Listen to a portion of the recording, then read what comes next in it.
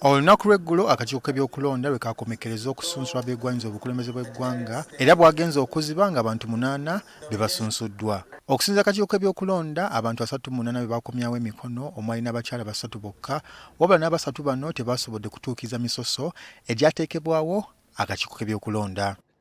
Kino kyategeezezza nti mu kalulu ka 2026 teri mukyala agenda kubeera ku kakonge. Okusobola okuttaanya ensonga eno twogeddeko ne Nancy Kalembe kwosa ne Yvonne Mpambala ng'omu yavuganyako ku bukulembeze so ng'omulala yabadde alafuubana okukkirizibwa. Kalembe yabadde akomyewo gwakubiri wabula basanze akaseera akazibu okufuna emikono egyabasabibwa akakiiko. Men were asking me to give birth to their children. They were trying to, what young people call, vibe me, you know, people calling me darling. It was extremely a very uncomfortable experience because men were being so disrespectful. They were concentrating on my physical appearance than the ideas I had to present. So even media people would try to reach out, but they're being disrespectful. Wensula nze mbeera mu Wakiso district. Signatures za Wakiso district nazijje ku polling station yange. LC yange polling station. Buli omu yampa signature. Abamu twali mu maka gaabwe ne tuyingira mu nnyumba, omwami n'omukyala n'abaana bonna ne bampa signatures. Ne mbuuza omwami ono nti nafunye ntya Wakiso 0. N'aŋŋamba anti kubanga twakugamba tukukolere, kati waliwo be twakolera directly from the registers, bayinza kubanga bahandinga in first, bagenza okukebera ng'abantu bo bonna abakuwa signatures already babatiikinze ku register for somebody else. Nancy Kalembe alumiriza nti yatuse n'okusabibwa ssente okuva mu bakulu mu kakiiko k'ebyokulonda okusobola okusunsulwa, kyokka akakiiko ko kennyonyoddeko lwaki abakazi tebayiseemu. Naye abaami 2 bantuukirira, bakozi ba Electoral Commission, ne baŋŋamba nti sitawaana kunoonya signatures ku mulundi guno, naye bwe mba mbalabyemu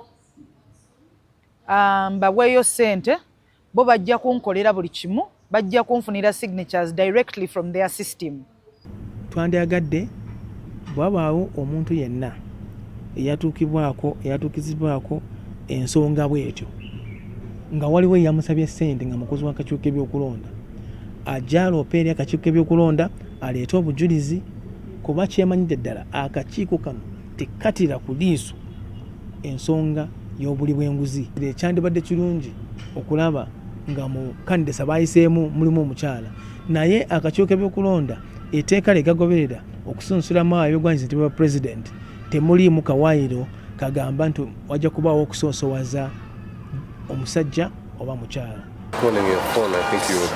Mu kulonda kwa Uganda okuzze kubeerawo abakyala babadde beenyigidde nnyo mu byobufuzi nga mu mwaka gwa 2006, Millie Obote yeesimbawo, Betty Kamya mu 2011, Maureen Kyalya 2016 ne Nancy Kalembe mu 2021.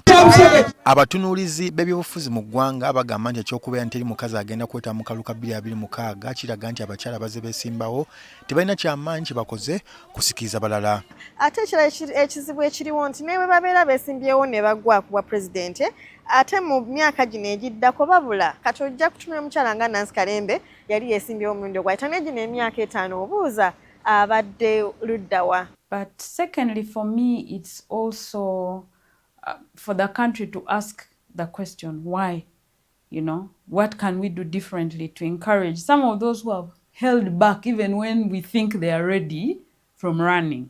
Because there are those whom you would think, this one would make a good president, but somehow they are holding back. So asking why aren't they running? Maybe it'd be good to list them and interview them and say, but you're ready. Mu ngeri y'emu embeera y'ebyobufuzi mu ggwanga si nnyangu ly abakyala bavuddeyo okwesimbawo naddala enneeyisa y'abakuumaddembe kubavuganya. So I think the whole electoral process could have scared our sisters, our mothers not to come out.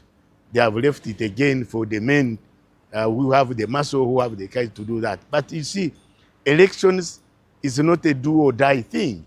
It is actually a struggle to serve people better.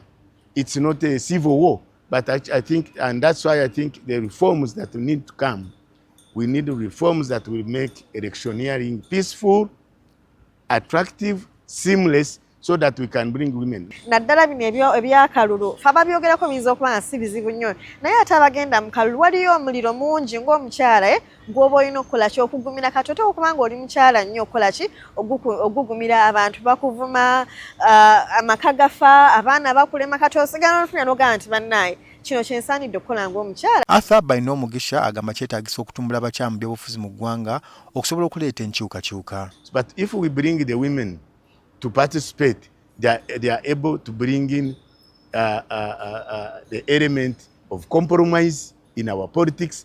They are able to bring in the element of consensus building. They are able to negotiate. You know, while the men pursue the win-lose in every struggle, the women pursue win-win. And we need that chemistry of women in our politics to have stable, peaceful, and sustainable peace and security in our politics. Abakyala abatasobodde kusunsulwa ku bwa pulezidenti bagamba nti ekisigadde kyakuwagira abakyala mu bifo ebirala ebyobufuzi. Buli gy'oli bw'oba oli mu kulonda member of parliament mbadde mbasaba eddoboozi lyaffe bwe liba terigenda kubeera mu state house lijjule mu parliament. There's a lot more to push. There are so many spaces to get into. There's a lot more for women now to start infiltrating these male-dominated spaces to make sure that our voices are heard. Raymond Tamale, NTV, Akawungeezi.